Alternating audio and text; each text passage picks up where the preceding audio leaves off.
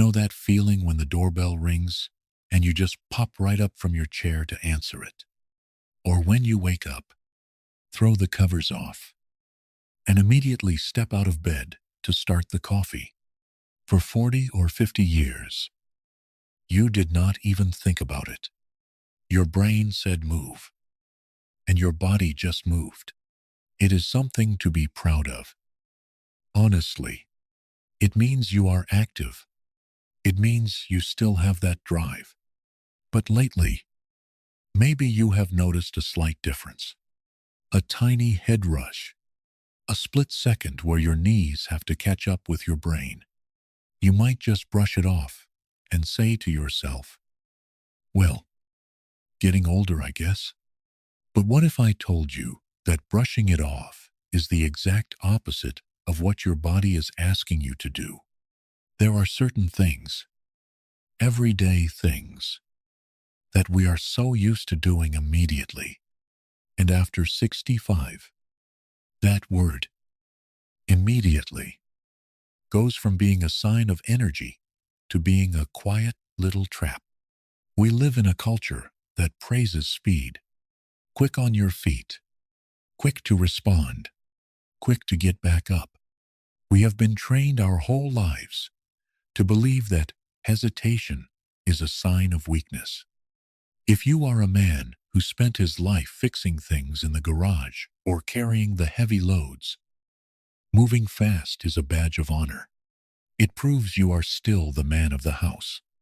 If you are a woman who spent decades raising kids, cooking meals, and keeping everything running, moving fast is just survival. You are used to putting everyone else first. When the baby cried, you jumped. When the pot boiled over, you ran.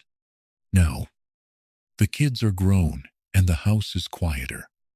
But that internal clock, that hardwired instinct to rush, is still ticking inside you. We hold on to that speed because letting go of it feels like giving in. We worry that the moment we start taking our time, we are crossing an invisible line into old age. The unspoken fear is always there.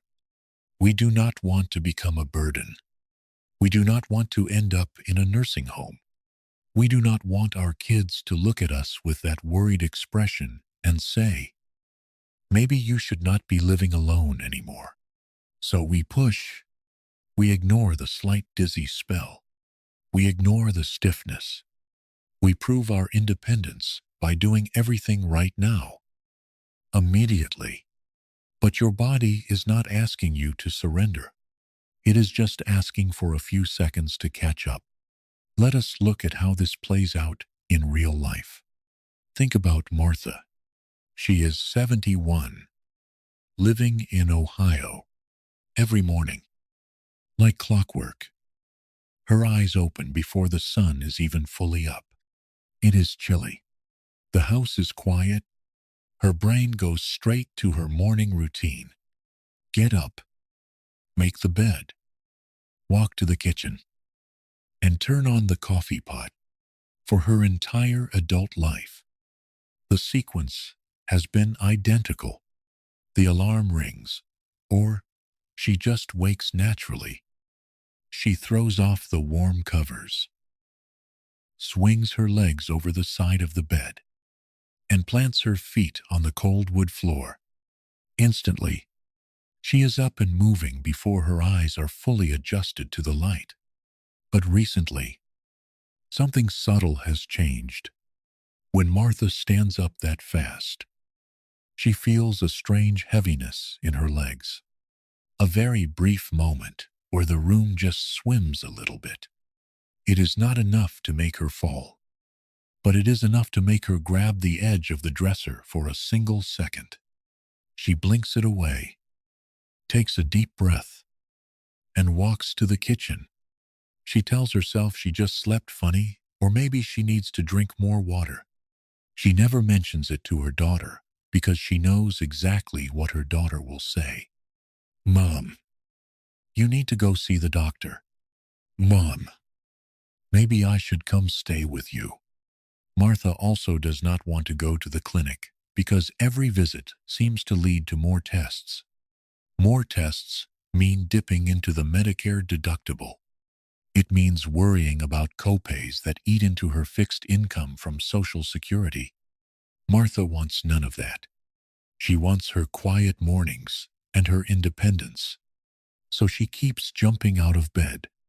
What Martha does not realize is that the room swimming is not a sign of weakness. It is a simple matter of physics and how a maturing body handles gravity.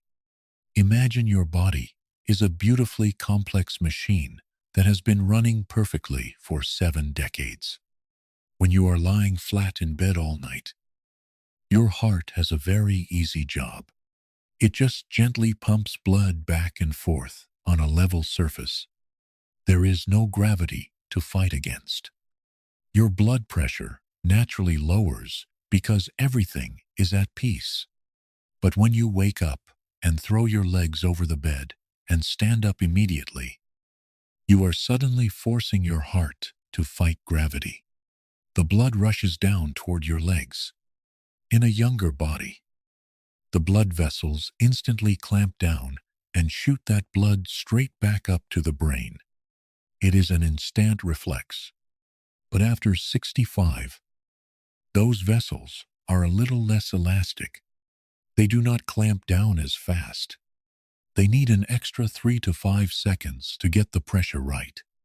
When Martha stands up immediately, she is asking her engine to hit highway speeds before the oil has even warmed up. That dizzy feeling is simply her brain saying it is waiting for the blood to arrive. If she just sat on the edge of the bed for 10 seconds, if she just wiggled her toes and took one deep breath before standing, the vessels would catch up. The pressure would equalize. She would not lose her independence.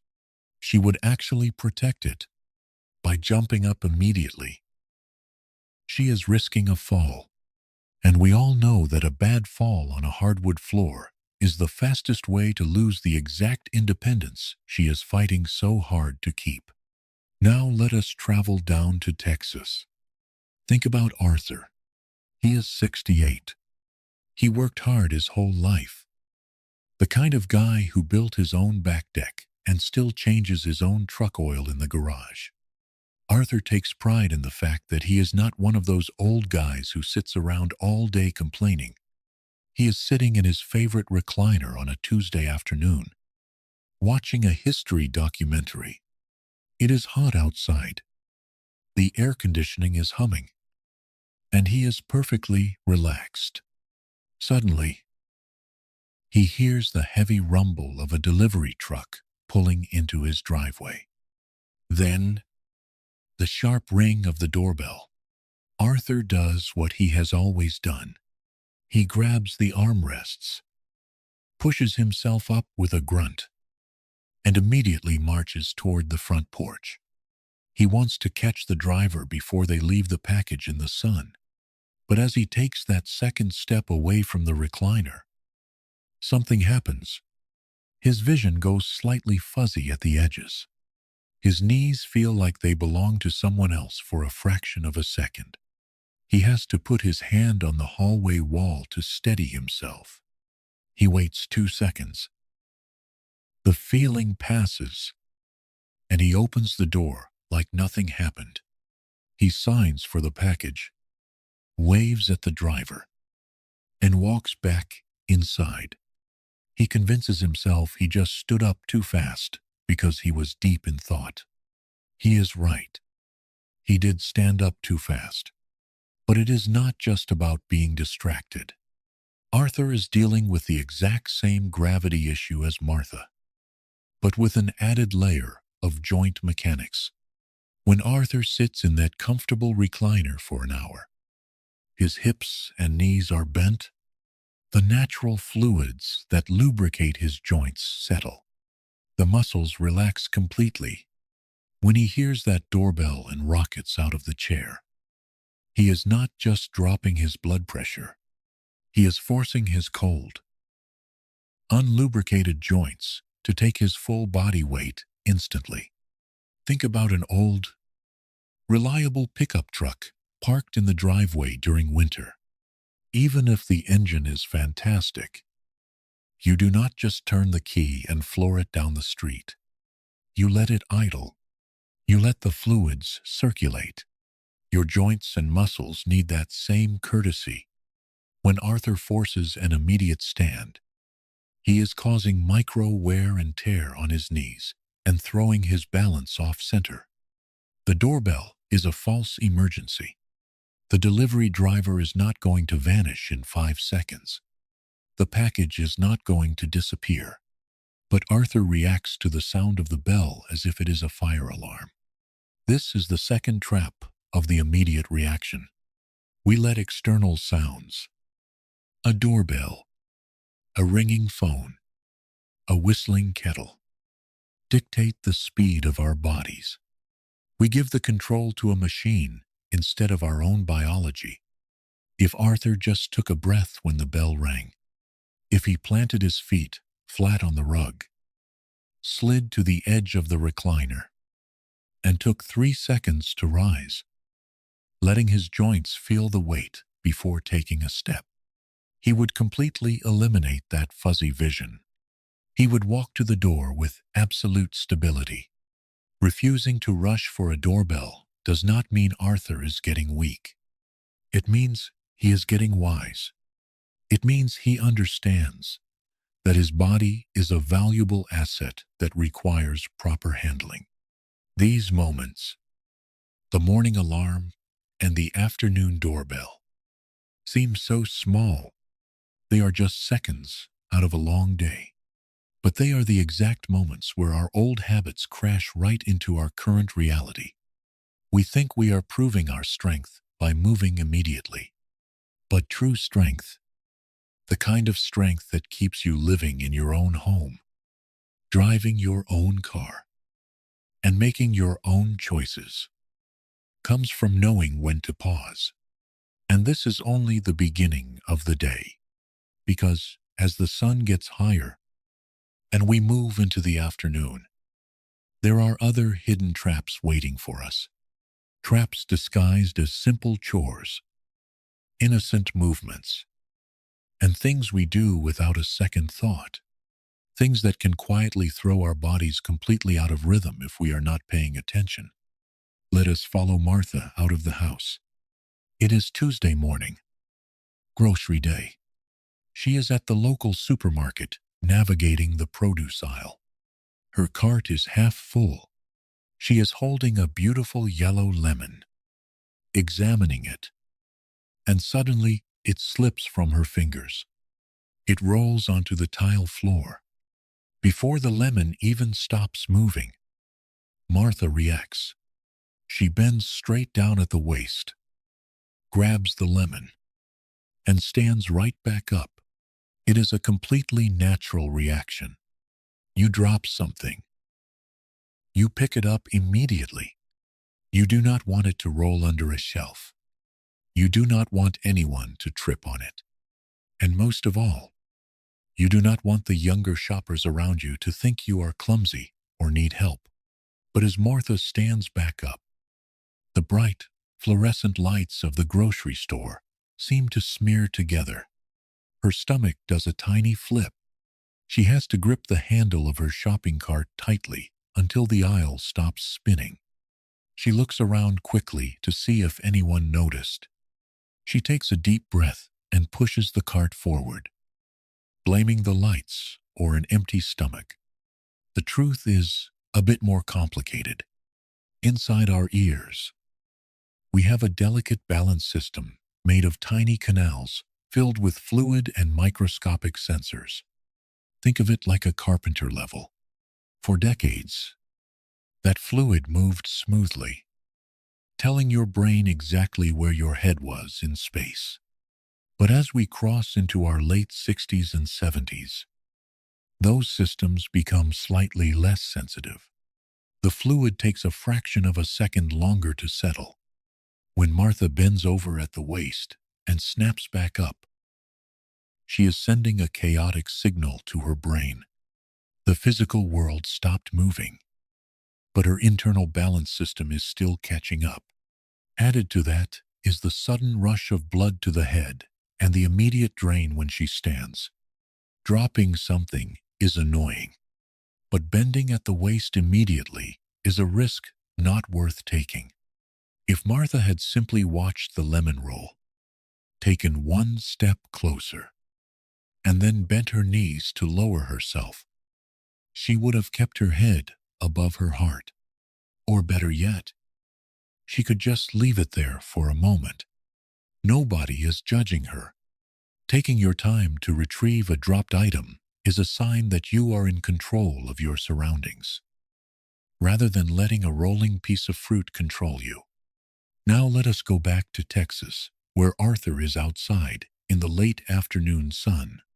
He is standing at the end of his driveway, checking the mail. He has a stack of envelopes in his hand. Suddenly, his neighbor from across the street calls out his name. "Hey, Arthur." Without thinking, Arthur whips his head and his shoulders around immediately to see who is calling. It is a reflex. It shows you are alert. But as he snaps his neck around, he feels a sharp, hot pinch right at the base of his skull. A jolt of pain shoots down into his shoulder blade, and for a split second, he loses his footing on the sloping driveway. He recovers quickly, waves back to his neighbor, and rubs the back of his neck, pretending he was just scratching a mosquito bite. Why does a simple turn of the head cause so much trouble? Our cervical spine, the bones in our neck, go through a lot of wear over a lifetime. The discs get a little thinner. The spaces where the nerves pass through get a little tighter.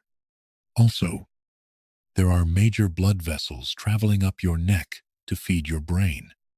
When you are 30, turning your head instantly is fluid and harmless.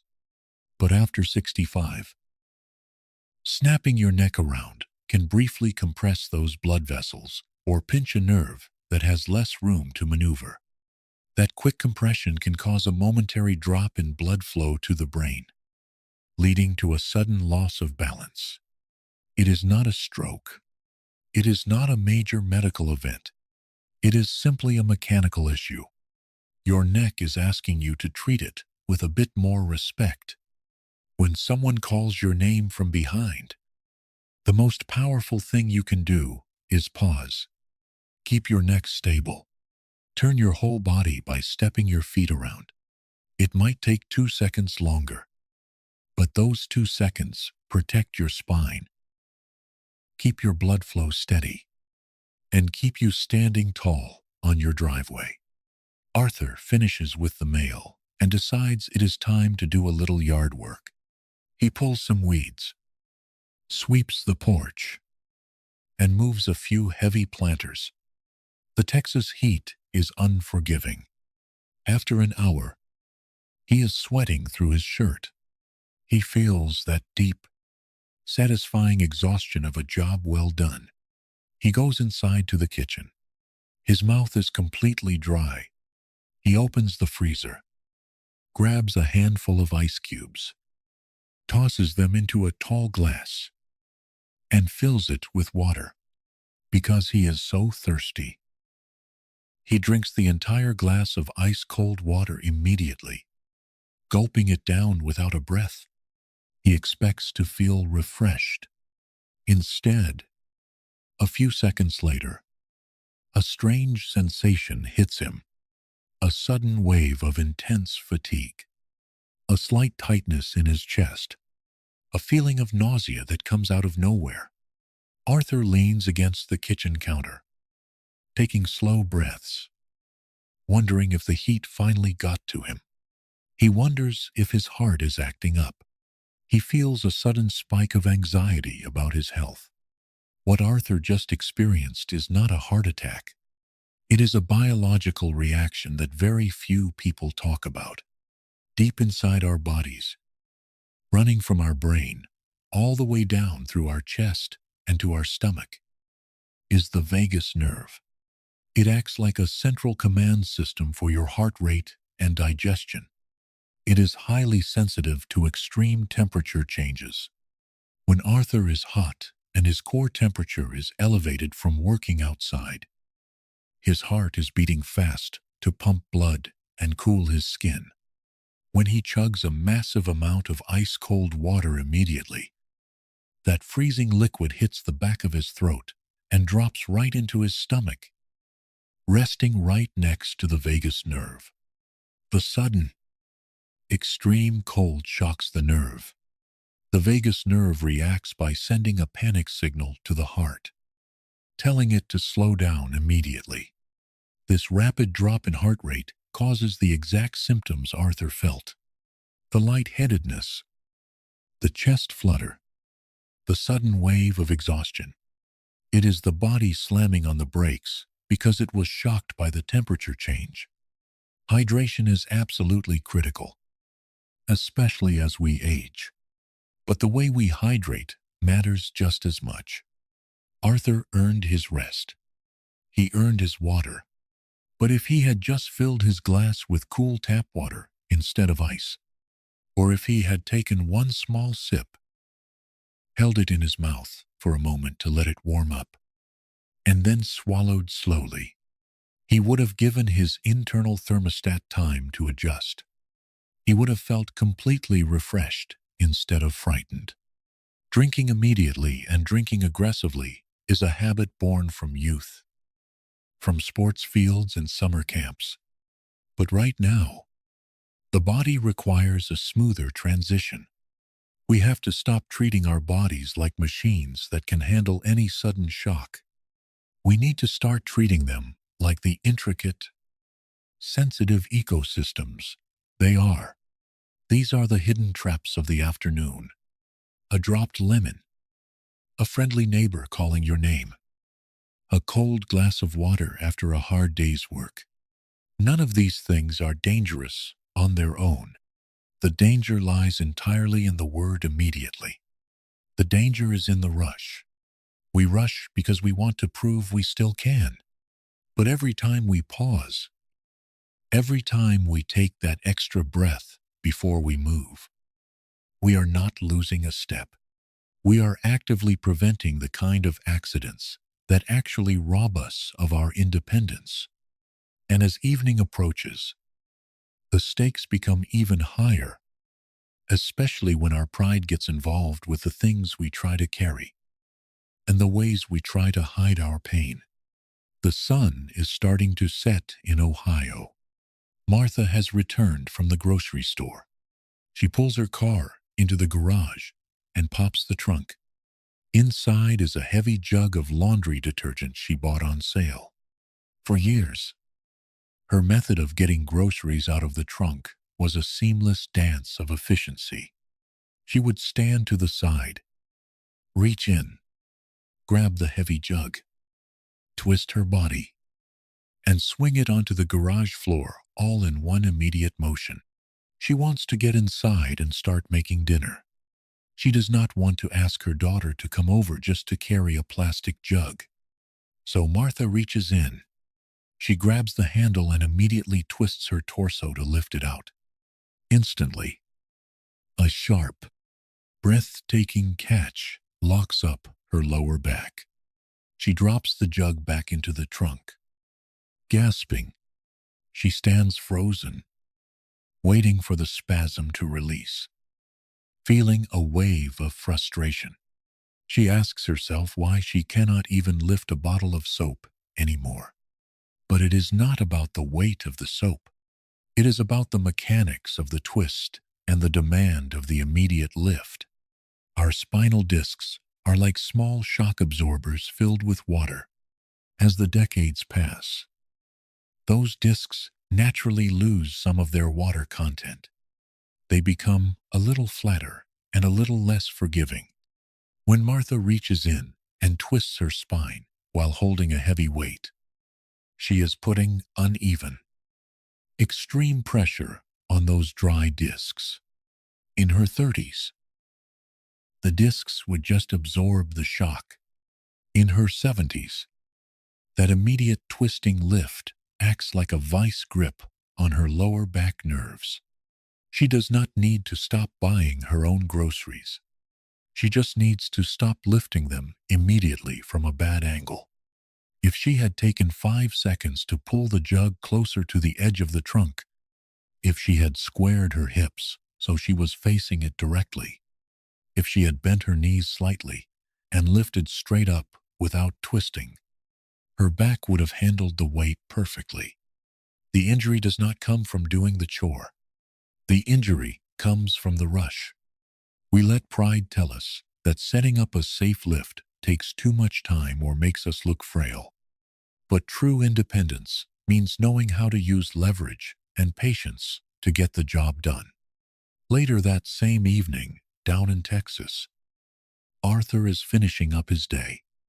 He is walking up the wooden steps of his front porch as the porch light flickers on. The wood is a little slick from the evening humidity. On the second step, his foot slips. He does not fall completely, but his leg jams down hard, twisting his knee awkwardly. He catches the railing just in time. The heavy thud brings his wife to the front door. She opens the screen door, looking concerned. She asks him if he is hurt. Arthur does what almost every proud man his age does. Before he even assesses his own body, he immediately stands up straight, forces a smile, and says he is perfectly fine. He immediately walks on the twisted knee, pushing through the sharp pain, just to prove to his wife and to himself that it was nothing. This is the final and perhaps the most dangerous trap of all: the immediate dismissal of pain. We have been conditioned to brush off our injuries. We do not want to cause a fuss. We do not want our spouses to worry. And deep down, we do not want to admit that a simple slip on the porch could actually hurt us.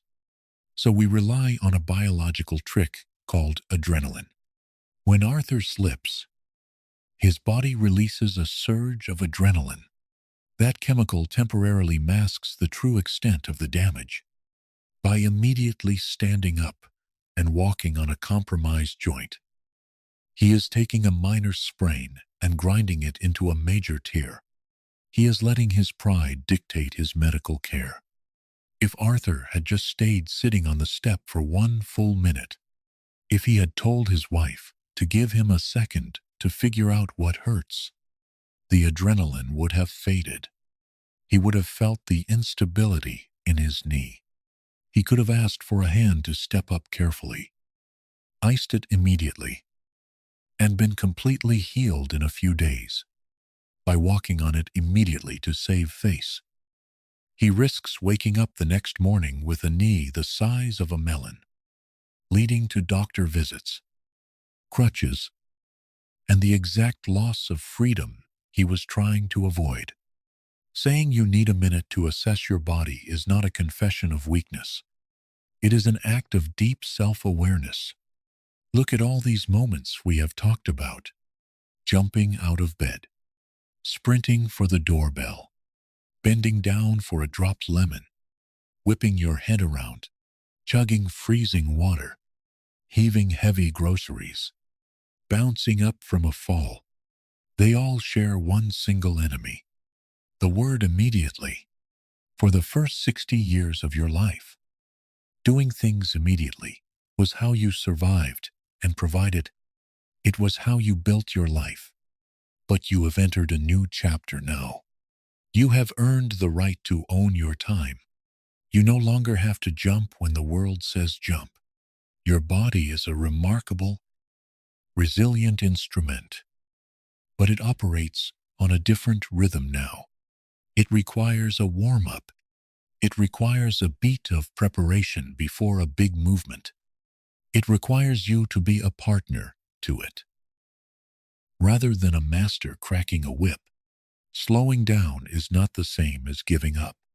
In fact, taking your time is the most aggressive strategy you have for keeping your independence. Every time you pause on the edge of the bed to let your blood pressure settle, you are protecting your brain. Every time you turn your whole body instead of snapping your neck, you are protecting your spine.